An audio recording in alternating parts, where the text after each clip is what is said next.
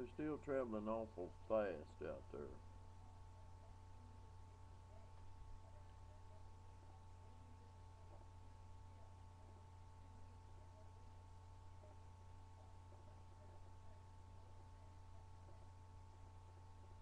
Well, folks, the roads are starting to get covered. It's getting awfully slippery out there. The salt trucks running up and down Main Street.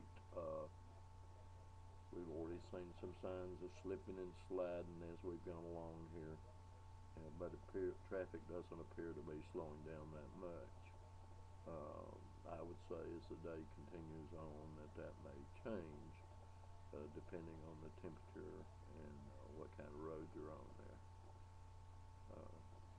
The state has a tendency to run up and down this road pretty constantly because it is a main highway here in Houston County.